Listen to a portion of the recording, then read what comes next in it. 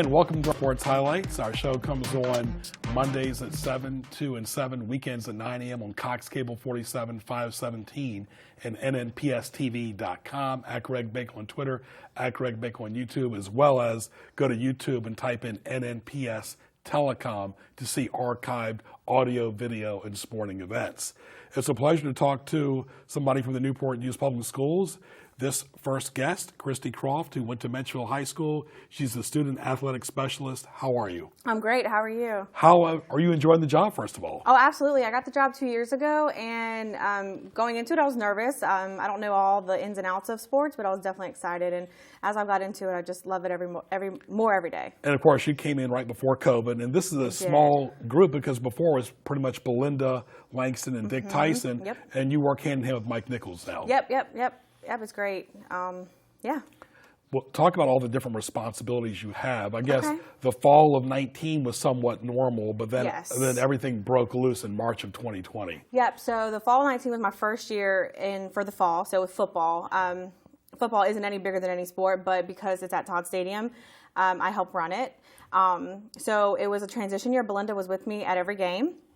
So then I learned the ins and outs. So then coming into 2020 when COVID hit, I was ready for the fall 2020, and then we found out, nope, we're not having it. So it was difficult, but then it gave me even more time to prepare for, when they did start in March. I think it gave you a lot of time to prepare in general because you had a chance to take a deep breath because there was no football, there was no basketball either, and basketball is a big responsibility at so many different schools. Football, it's at Todd Stadium. Yep. One place, it's right by your office. Yep. But you had a chance to at least process a little bit. Did that help you grow a little bit? Yeah, it absolutely did. The athletic directors at the schools, they handle most of the scheduling on their own, and I'm just there to assist. But then when it comes to Todd, I work hand in hand with them for the whole season. So they handle basketball, I handle football mostly. So, yeah. It was really a work in progress, Kristie, as well, because there were games that started in the spring that were canceled, postponed, not even made up, all because of COVID as well. Yeah, for the fall. Yeah, this past March, though. Yep. So we were starting, and then games started, and then, we had to pause some games. Some teams had to go into quarantine. But we were able to get as many games in as we could, which I think it was about 11. 1 week we ended up having 5 games in a week, which is a lot. Typically we have maybe 3, maybe 4. But we had one a Monday night, a Tuesday night, a Friday night, and 2 Saturday, just to be able to let these kids, in and play. So. Right. At least have some type of memories for their senior year. Yeah. And, parents could come in, so that was great as well. Yeah, we ended up doing 11 football games from Todd Stadium, but like you said, it was a work in progress. It really took a village to make it work because the little things like, a Friday night, normally 7 o'clock, everything became a factor. Playing a Monday game, a Tuesday game, the start time, getting people in and out of there. So little things became big ordeals. They did. It was always, we needed a plan, we needed a routine, we needed to get the best way we could to get people in and out safely. So it was hard, but we got it. And once we got it. So the season just rolled. Right now, what are you focusing on in the month of May and June before the school year is out? Right now it's spring sports. So spring, tryouts have started last week and into this week. So the competitions start next week for the spring season. So that's what we're focused on now. And then you start working on the football calendar, right? Yep. So as soon as spring is over, we'll go into summer, and that's when we'll start looking at the fall stuff again. So it never stops. When you were at Menchville, did you think one day that you were going to do this? Absolutely not. What was your goal back then? I wanted to be a teacher when I was in high school. But I didn't. I started working actually in the school board office when I was a junior in high school as a student aid worker. I worked there. And then I went to Thomas Nelson. I went to Norfolk State for a little while. But then life changed, and I got a full-time job working in special ed. And I worked there for 11 years. And then I got this job 2 years ago. So I've been with the division for 13 years. Right. What do you enjoy about it the most? It's always changing, right? It is always changing. I love the people. I love to be familiar. I mean, I grew up there. These people have known me since I was in high school. So, yeah, just the...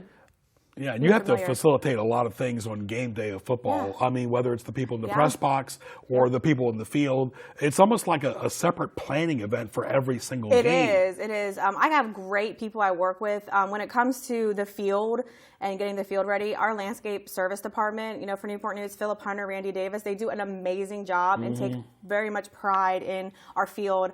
We're a non-turf field. It's all natural, and it always looks great. I don't know if I know you've seen it. Oh, honey, I grew up here. I know. I mean, Yeah. it's always Yeah. green, and for them to be able to get it that green in the winter Yeah. was great. So yeah, I mean, they do that, and then working. This year we didn't sell tickets, but typically getting money and tickets rolling, getting concession stand running, getting security guards, police officers, press box workers. It's a lot. Oh yeah, it really is like planning a wedding almost. It is. Yeah. But yeah. Once you get in it, though, it's just like. Yeah, You're in it. It's cake for you. Yeah. Yeah. No, we've been broadcasting the football games there since '91, and what I've always been impressed by the football field, even when I was in high school, it's just that it's always stayed in pretty good shape. This wasn't natural because usually football is played in August, September, October, November. This time it was played still at the start of the winter still. Yep. At the end of the winter, start of the winter, spring, rain, whatever, sleet, hail. This was just an awkward time of the year. Yeah. It was weird. My first in 2019 when we had the normal season, we had like one game postponed because we had like a mini hurricane come through. But then this year, I felt like we were like playing baseball with the rain outs. Can we play? Because fall you're not usually used to that much rain. Yeah. So we definitely had to work around the weather more than we typically would. And you and I would talk on the phone. Sometimes you didn't know whether it was going to be postponed because of rain. We didn't know. Now the pro football, they don't cancel because of rain or snow. But we try not to. Right. But these are high school kids. Yeah, right. they are. So talking to Kristie Croft, what advice would you give to somebody that wants to do something like you when they go to school? Because it is a unique position and skill set. Yeah, because I do more than just scheduling and stuff like that. I do more of like buying all the equipment, all the uniforms. Just becoming familiar. They joke at me because my first week on the job, I got invoices in to pay.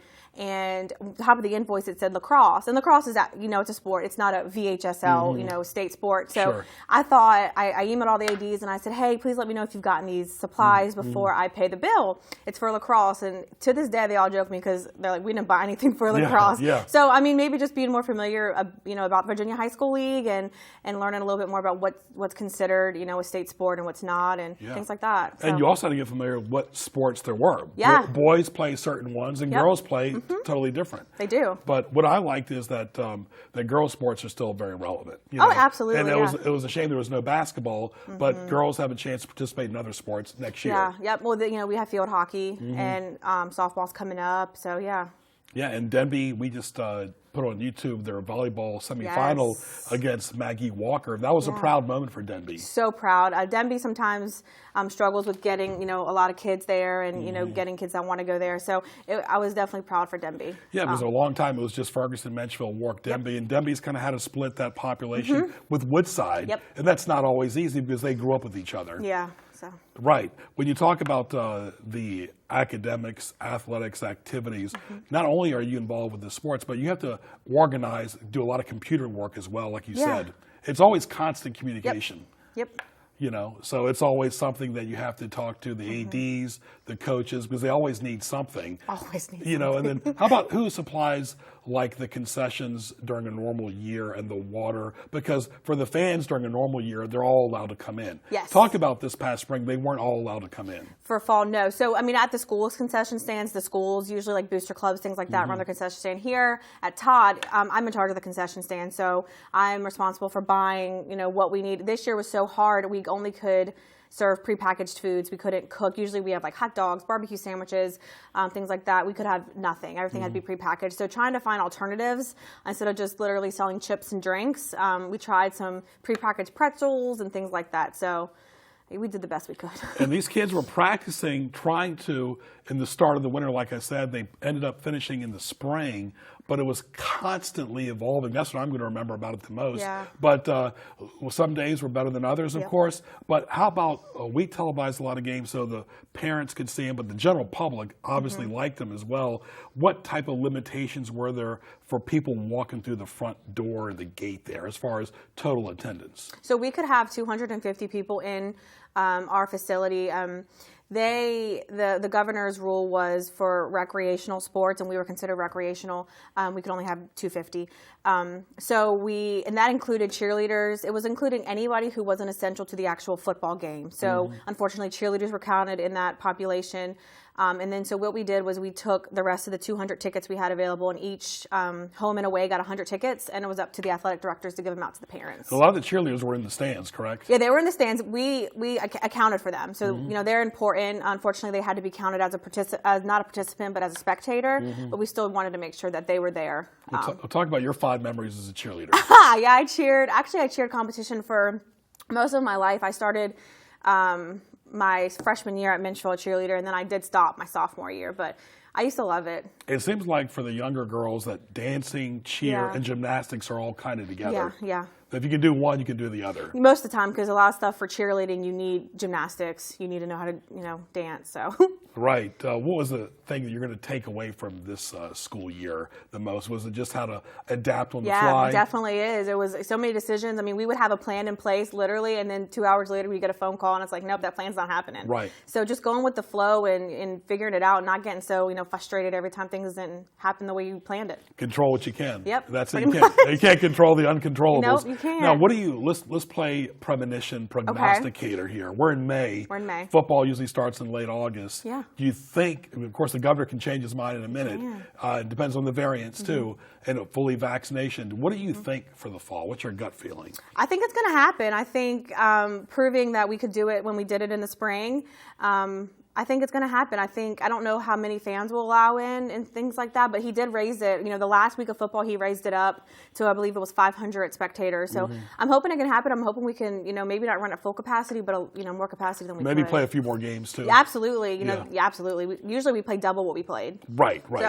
Sometimes the lighter schedule's not bad either. It wasn't that bad. No, it wasn't too bad. But it was fine. Yeah, moderation is the key. Yeah. All right, Kristie Croft, Student Athletic Specialist at the Newport News Public Schools for 2 years and several years ahead, Menchville graduate. Yeah. All the best to you. Thank you so much. And your family as well. Thank you. All right, very good. Stay tuned for our next guest, Thomas Rawles. He's a professional Putters Association Putt Putt Golf, one of our June edition of Sports Highlights. Stay tuned.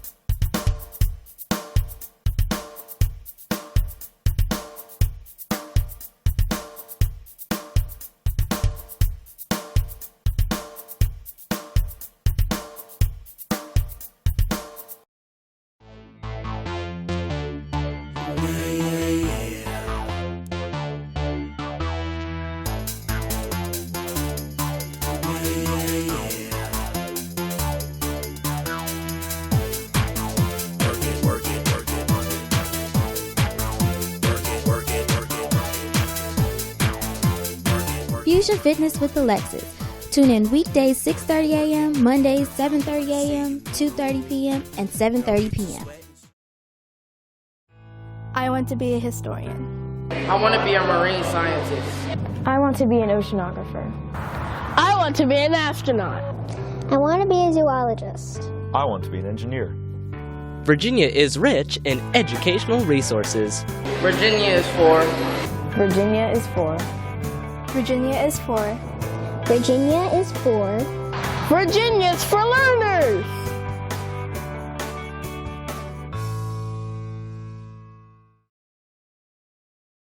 You're watching NNPS TV.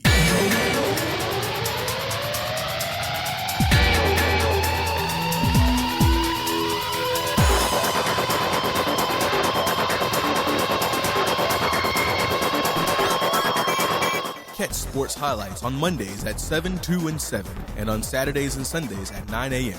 Visit us online at nnpstv.com to view all your favorite episodes. NNPS TV, watching education happen.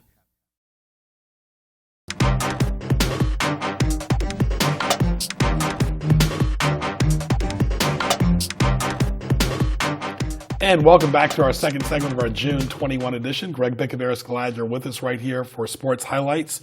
Our first guest was Kristie Croft, student athletic specialist with the Newport News Public Schools. We transition to our next guest, Thomas Rawles, Professional Putters Association, Putt Putt Golf. We've had a lot of golf and golf enthusiasts and golf players over the years, but it's nice to talk about Putt Putt. Yes. Putt Putt's something. How long have you been playing? I've been playing since '91. I've been a pro since 1994. Now, talk to us about the pro level. What's it take to become a pro? It's obviously a very elite level. You really need a good putting stroke and a lot of practice. Right. Where are some of the places that you enjoy playing the most around the Hampton Roads area? And around this area, you get play around golfed out on 17 toward Yorktown and jungle golf out in Virginia Beach. Right. Talk about people. We see the golf balls here on the table. Yeah. For the average person who's just played golf, it's pretty much the same ball, correct? Yes, it is. And talk about some of the tournaments that you've played in over the years and some of the places you've gone to. And you can elaborate as much as you want.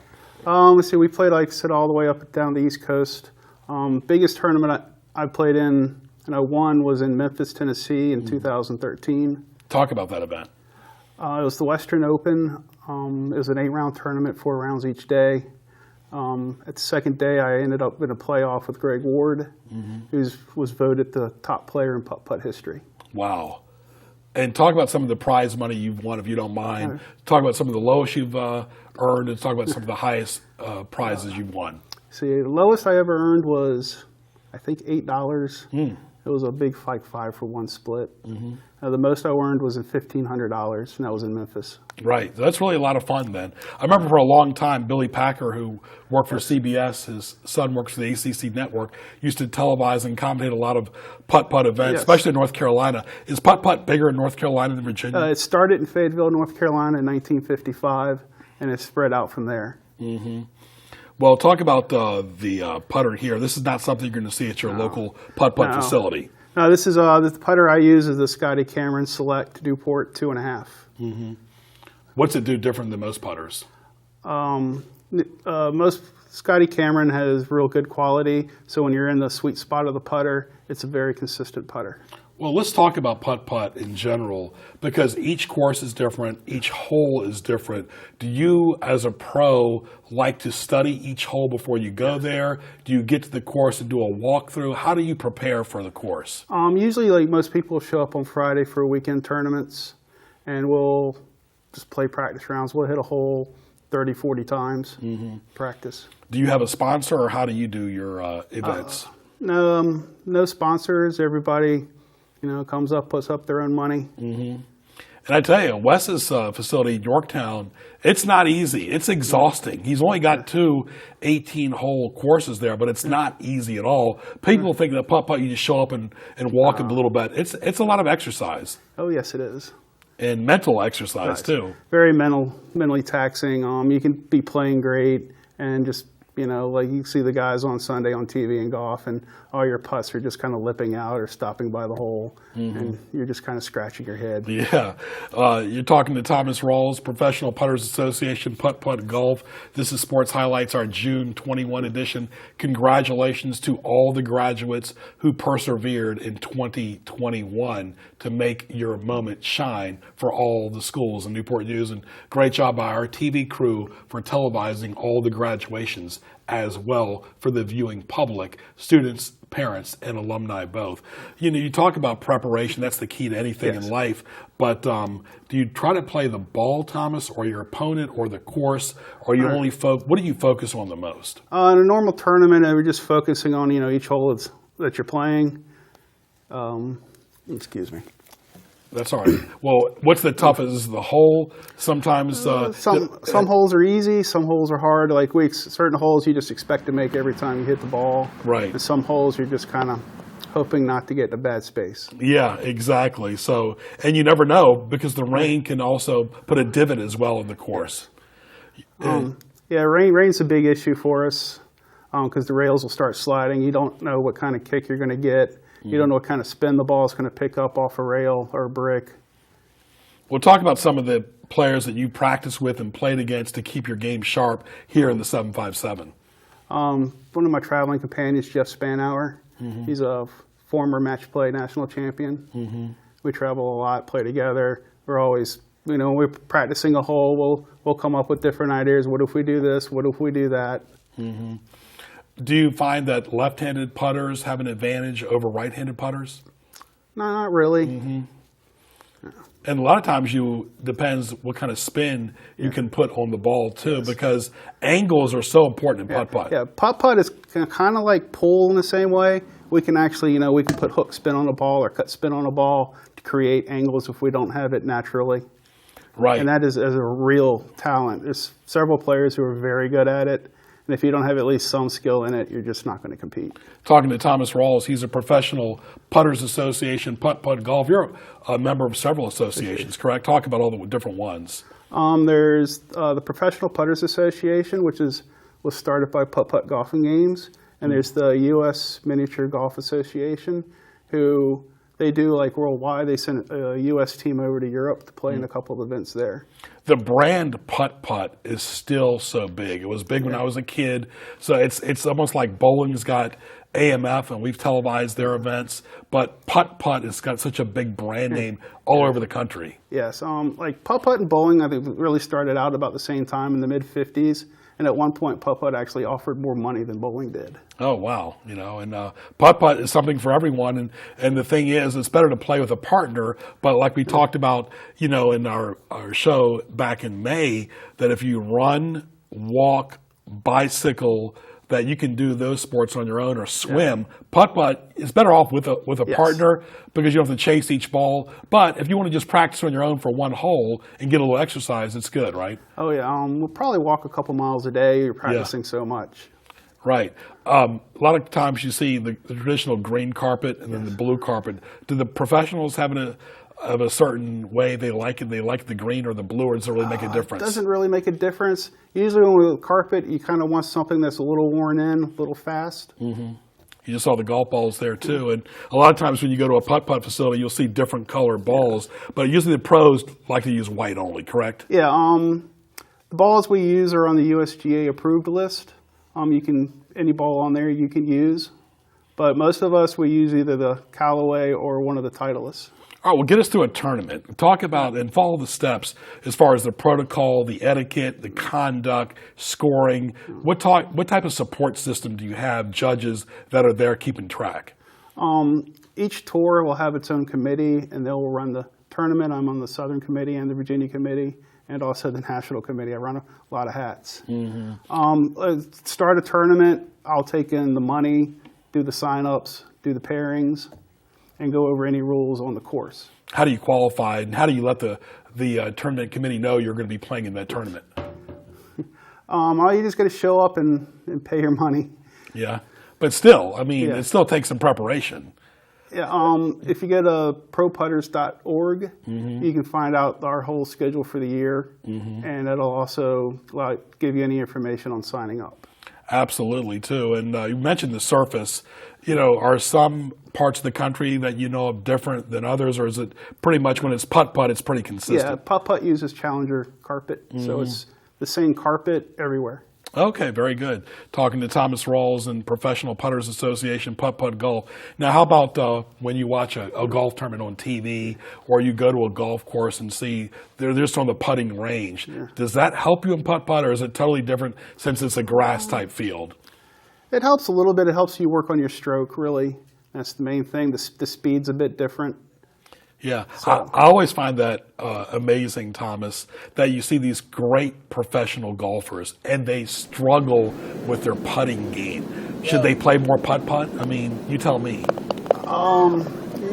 Getting the yips is a weird thing. Yeah. I got a few people who've gone through it. I've never understood it. Guys who are really great, take a year off, come back, can't hit the ball straight. Yeah, because golf is one thing, and hitting from the fairway or hitting from somewhere is one thing, but and there's our buddy Carl Daniels right there. behind the scenes making it happen on this this custom your Cameron right here.